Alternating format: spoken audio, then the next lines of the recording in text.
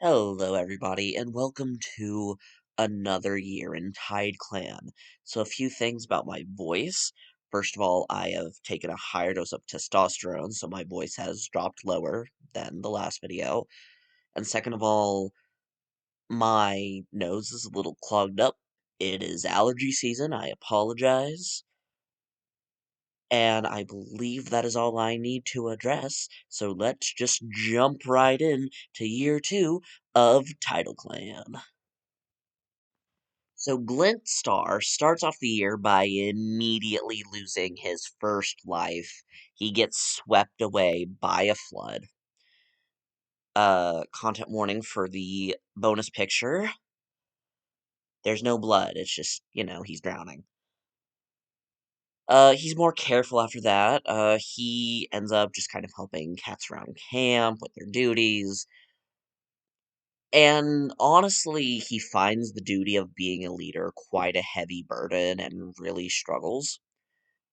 I think to kind of help himself with that, near the end of the year, he gives himself an apprentice and vows to be the best mentor he can be, despite his duties as a leader. So I think in his head, he's like, okay, I just need an apprentice to kind of build my confidence back up, whatever. So yeah, that is Glintstar. So first things first, Wisp-Tooth and Rushbud become mates. They're very cute. They're very grumpy ex Sunshine Corps. And later in the year, a new medicine cat arrives, and Wisp-Tooth has a dream from StarClan.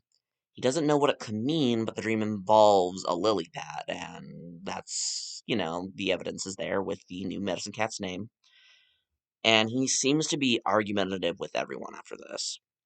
His mate, his fellow medicine cat, other cats, just in general. And it's not until he has a serious conversation with his mate, Rushbud, while he's in the medicine den later, that uh he actually feels a bit better when he talks about what's bothering him.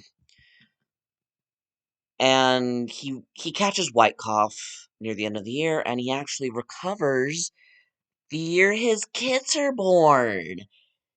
Yeah, Wisp-Tooth and Rushbud have kids, and you'll get to meet them soon, but not yet. Alright, so the new medicine cat is Dancing Pad. He is invited by Rushbud and Ingrid Pelt. He was previously a wandering healer, he's confident and a good fighter, and I did not expect to get a cat with heterochromia so soon in the game. Immediately, Wisp-Tooth challenges him, saying he can't possibly be that good of a healer, and Dancing Pad doesn't falter. He doesn't understand Wisp-Tooth's mistrust of him, and he's a very young cat with no ties to anyone outside the clan. One mood, he does go out to gather, and he gets swept away by the tide. While he's able to swim back, he's left with water in his lungs and catches White Cough. And he does heal by the end of the year.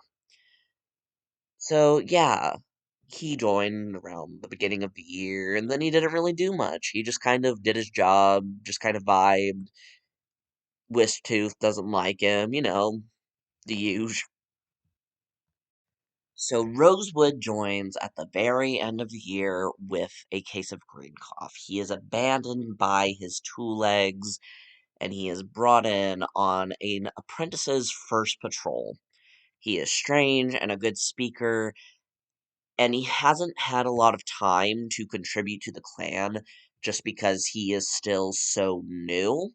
So I don't know, I'm curious to see what his deal is. He's apparently strange, so who knows, maybe he'll be a little funny. Or maybe he'll get some kind of omen about the future. Who knows? Everything's up in the air with Rosewood here. Don't have a lot of notes about Honeydapple. He fights off a rogue in the year. In the middle of the year, he fights off a rogue, but he ends up injured in the process, and his wound actually gets infected. And he does finally recover from his wound on the very last moon of the year, but he is left scarred from the incident. So, yeah, most of Honeydapple's year was spent in the medicine den, fighting infection. Poor guy. So, at the very beginning of the year, Grassfur, Teaselhiss, and Egret Pelt decide to have kids. Egret carries, while the other two Toms both have potential to be the father. Either way, the kits will be raised with three parents. They have Cloudy Kit, a shy boy, Daisy Kit, a noisy girl, Barracuda Kit, an attention-seeking girl, Blue Kit, an unruly boy, and Hyacinth Kit, a fearless girl. They are the first kits to be born, and they are a big litter. Cloudy Kit, Daisy Kit, and Barracuda Kit are biologically graspers, while Blue Kit and Hyacinth Kit are biologically Teaselhisses. He then gets heat exhaustion, and then he recovers from heat exhaustion to immediately get green cough and leaf fall. And despite having green cough, he apparently still tries to give the kits badger rides. Teaseless has to tell him to stop, or he'll get all the kits sick. He recovers from his green cough, but a moon later he gets white cough. And then the white cough turns to yellow cough. So he had babies, got sick, has been sick most of the year.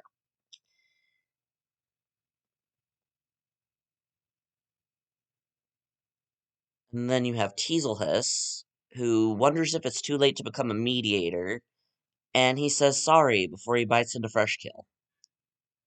Those are his only notes, because honestly, a lot of Teaselhiss, he's just been a dad. He's just vibing. Dad vibes.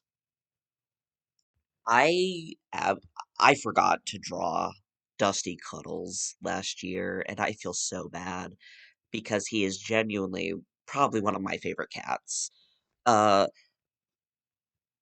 this year, Dusty Cuddles wonders if Starkman can hear him, and then he almost gets run over by a monster. He's also tired of being referred to as soft. Just because his fur is long and he's kept his collar doesn't mean he's quote unquote soft.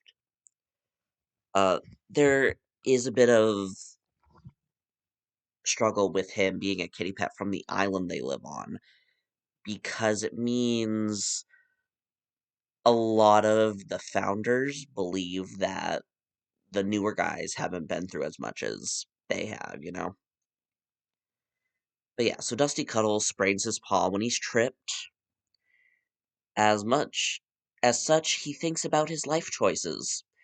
And it seems like he's just having a hard time adjusting to the clan.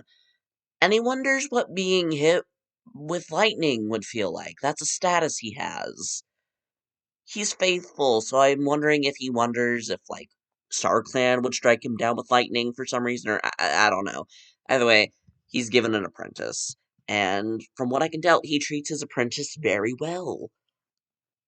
So, yeah, that is Dusty Cuddles. So sorry, I won't forget him ever again.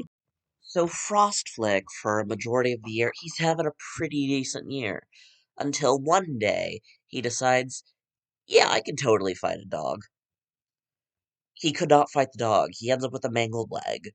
And while on the mend, Frostflick spends his days cloud watching. He does eventually heal, but he doesn't stay healthy long, because after he recovers, he gets white cough. Apparently, while he's delirious with a fever, he swears he sees a frog riding a bird. I have never seen this status before. It caught me completely off guard. I have no clue what he could have seen instead. I don't. If you know what that is from, if it's a reference to anything, please tell me because that is absolutely hilarious. Rodeo Speck is a new face. He, along with his friend Battlestripe, join at the end of the year. They are former kitty pets who got lost in a snowstorm. Rodeo Speck is fierce, an incredible runner, and has good insight. He is immediately given an apprentice despite his lack of experience, just because of how few cats there are and how many uh, kittens there are, apprentices. So yeah, I can't wait to see what Rodeo Spec does because one, I love his name, and two, he is very fun to draw. So the thing about Crouchfoot is he keeps catching prey over borders. I'm thinking he's gonna get in trouble eventually. It's gonna catch up to him if he doesn't stop. Uh, he is on patrol with Glintstar at the beginning of Leaf Bear when they come across a fox. They end up fighting over prey, and the fox tears Crouchfoot's pelt. Apparently, this impresses Glintstar enough to give him an apprentice. And as far as I know, he's treating the apprentice pretty well. So that is Crouchfoot. Not a super big year, but a year. I have exactly one note for Mallowstripe, and it's that she joins the clan with Frostbite. And I believe she still has the Frostbite. If I'm checking in real time. Okay, no, she doesn't have the frostbite anymore, but she does have a stomach ache. And she wasn't scarred by the frostbite, so she healed. So I guess we hope she gets over her stomach ache. So Cloudy Kid is born middle of the year. Well, near the beginning of the year, near the middle, a weird in between point. And he is playing when he has his first seizure. So it turns out Cloudy Kid is prone to seizures. He is nervous to be made an apprentice, needing to be prodded by Teaselhiss towards the ceremony, and he is apprenticed to Crouchfoot. He finds that he's really good at making his mentor laugh, and as an apprentice, he became insecure and quick to help. Cloudy Paw's first patrol, they come across a suspicious set of footprints, only for him to realize they are his own footprints. So yeah, not a great start, but I'm sure he will grow into a big, strong boy. Because there are so few cats, Daisy Kit is apprenticed to her father, Teaselhiss. Her traits are confident and quick to help. On her first patrol, Teaselhiss takes her onto the training rocks and finds a place to sun themselves. Daisy Paw feels awkward until her father starts talking about how proud of her he is. He never thought he would be a parent, as most two-legs don't let their pets have kids. To be here with her is a dream come true, so he hopes he'll be a good mentor, but just for today, he thinks sunning themselves would be fine. Daisy Paw is flustered by her father's praise, but is quiet as she suns herself by his side. So a very cute and touching first patrol. Hopefully, this only means good things for Daisy Paw and Teaselhiss. Barracuda Kit is very excited to start her apprenticeship, especially since she is apprenticed to Glintstar. She can't help but boast that the leader took enough interest in her to mentor her. She is childish, quick to help, and interested in clan history. On Barracuda Paw's first patrol out with Glintstar, they actually come across the sick kitty pet, Rosewood, and we've already met Rosewood, and he seems nice. So, yeah, all good things, all good things. So, Blue Kit gets too eager and basically shoves his nose into Egret Pelt's during his ceremony. However, Egret Pelt is pregnant with her second litter and will be moving into the nursery for a good portion of his apprenticeship. So, it's more of a ceremonial thing. He gets Cough the same moon and is unable to go on his first patrol. He's troublesome, quick witted, and quick to help. Blue Paw's first patrol is when he's 8 moons old. With his mother/mentor in the nursery with his little siblings, he goes hunting with Rosewood. They find an abandoned two-leg nest and bring back plenty of prey. Somehow, only after a moon of existing, Hyacinth Paw goes missing for a few days and comes back wearing catmint and with fleas. Then at 3 moons old, Hyacinth Kit once again sneaks out of camp. And then she starts thinking of StarClan. And she also tends to go to the medicine den. She seems to have an interest in herbs and whatnot. She is apprenticed to Long Tiger and is very eager to start her apprenticeship. However, Long Tiger has green cough when she's apprenticed, so her first patrol is not with her proper mentor. Hyacinth Paw is bold and confident with words, and for her first patrol, she goes out with Wisp-Tooth. It's not long before the older cat asks what's on her mind, because it's, well, obvious that she has something she wants to say. Hyacinth Paw is startled and looks away, embarrassed and saying she doesn't want to talk about it. After Long Tiger dies, Dusty Cuddles ends up taking over her apprenticeship. Now, she is a very troublesome kid, and I am not actually sure if she wants to be a warrior. I think she might have a calling towards the Medicine Cat Den, but I guess we'll kind of see how she feels later down the line. Maybe, maybe not. Who knows? Slipkit joins the clan with her mother, and she is bullying and quick-witted. She is then apprenticed to Rodeo Spec, because she's a pretty older kid when she joins. Her first patrol as Slippaw is when they find a loner who wants to join the clan. However, the cats turn them away, saying they barely have enough prey for the cats already in the clan.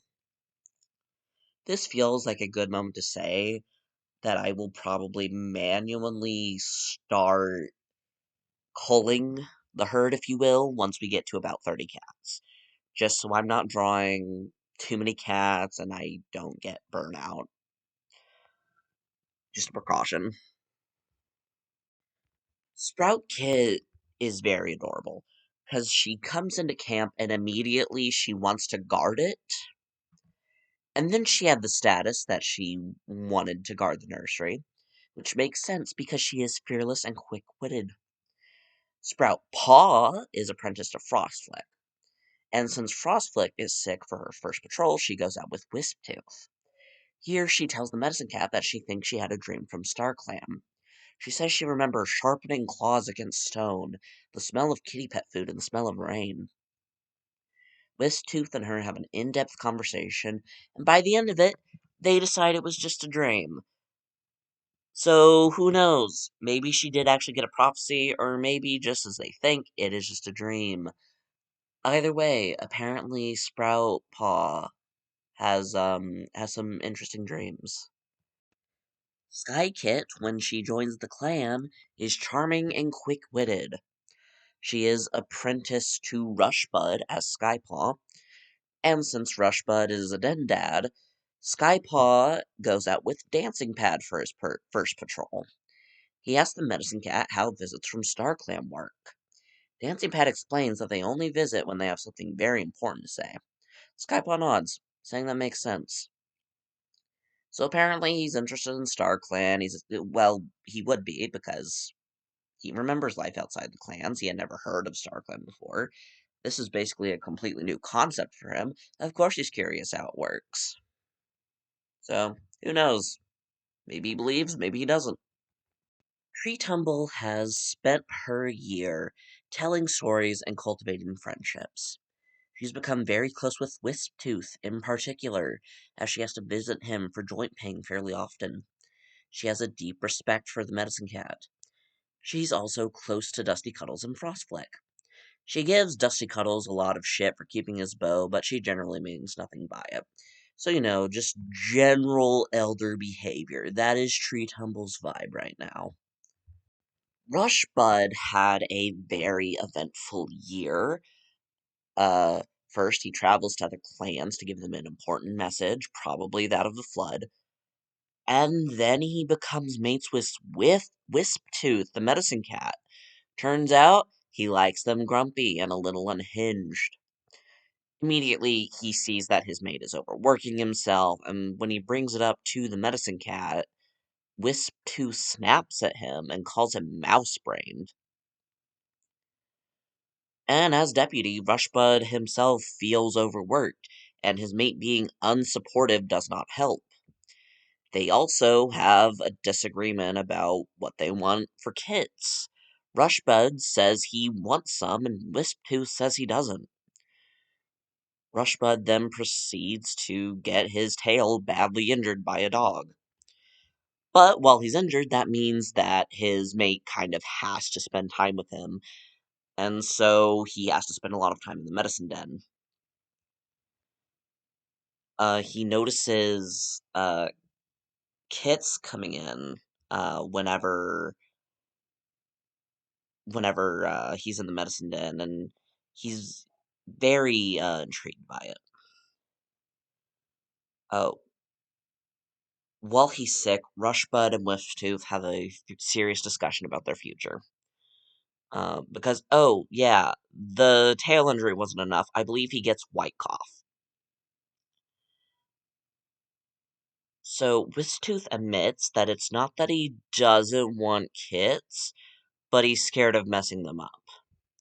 After a while, he comes around to the idea, and the two get permission from Glintstar to find a surrogate from outside the clans. They end up having two kits near the end of the year: Loud Kit, a fearless boy, and Stumpy Kit, a charming boy. And while his kits are in the nursery, Rushbud is in fact given an apprentice. That's everything from Rushbud's point of view, at least. So I've talked about Rushbud, I've talked about Wishtooth. There is not a lot to say about Stumpy Kit and Loud Kit, except that Stumpy Kit actually rolled to have autism. I do roll for disabilities as well as traits for new cats. Uh, there's generally a very high chance that they will have nothing, but occasionally we might get a neurospicy kitty. I will only ever try to represent them as well as I know how. And if I ever make mistakes, please feel free to correct me in the comments. I will try to, I will try to respect people with the disabilities I roll. Uh, Stumpy Kid should be fairly easy because I have autism. I follow a lot of creators who talk about autism. And so I'm actually really excited that we have an autistic kitty. I can't wait to see how it develops for him personally because he's so young right now. It's kind of hard to tell. So yeah, that'll be very interesting to see how he grows up and matures.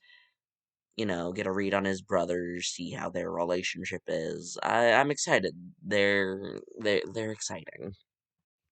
Egret Pelt starts off the year by giving speeches to boost morale. And then she's been helping with the medicine cats a lot, seemingly to stretch her legs. But apparently Dancing Pad doesn't fall for it, and he asks why Egret Pelt has been so helpful. The queen admits that she thinks she had a vision from StarClan. She had it when the kits were born, because remember at the beginning of the year she had the kits, and she hasn't been able to sleep at night thinking about it, despite the kits wearing her out. Dancing Pad assures her that sometimes dreams are dreams, and it's nothing special, but he would look into it. Egret Pelt is then out with Teaselhiss and Grass Pelt when an octopus latches onto her face. The two Toms then slowly guide her back to camp so it can be put on the fresh kill pile. Everyone thinks it's funny. So she starts the year off pregnant, and she ends the year uh expecting kits laid to Leaf Bear. And the very last moon, she gives birth to Seagull Kit, a skittish boy, Crest Kit, a sweet girl, and Rift Kit, a quiet boy. They are biologically grass furs, and they're happy to add more to their family. On to the other clans. Of course, the first clan is in fact Ibis Clan. Now, nothing really happened with Oleander Star, but she was just pleasant. Now, Tantamile, at the beginning of the year, she goes missing, and after she's found, she's retired. So Skyrim is made deputy in her place. Lightbright, in the meantime, lost a leg to the frostbite he had at the end of last year, and now he has yellow cough.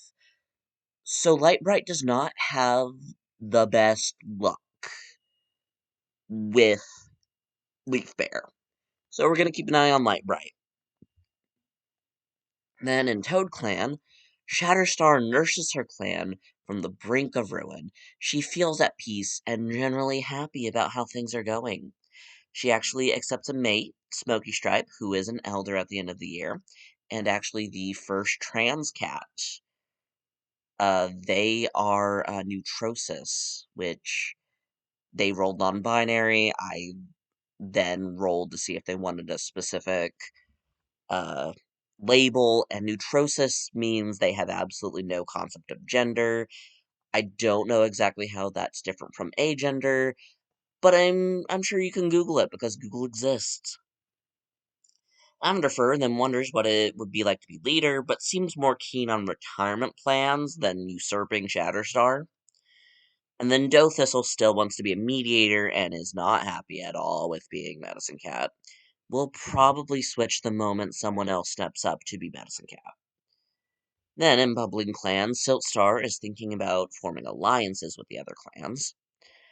And then Roachfrost is not doing well as deputy and kind of buckles under the pressure. He dies while fighting a dog. Copperdapple is chosen to take over, who was actually Roachfrost's mentor. And then Copperdapple retires and is replaced by Lion. And then at the end of the year, Lion got his leg stuck in a two-leg trap. So the deputies of Bubbling Clan are kind of struggling. Apricot Grouse seems to be doing better this year. She is still the only she-cat, but seems content with not being in a relationship, instead fostering strong friendships with her clanmates. So yeah, that's Tidalclan and friends. Uh, very excited to see what happens next. I cannot promise the next video will come out any faster. I do have a job outside of this, and that takes up a lot of my time, along with running Dungeons and Dragons and whatnot. So I just kind of do this as a fun little side project, I just do it whenever I feel. But if you are enjoying it, please leave a comment, please subscribe, and, maybe that'll give me motivation to do this more often. Support does, in fact, help me do things. Anyway, I hope you all have a fantastic day. Goodbye.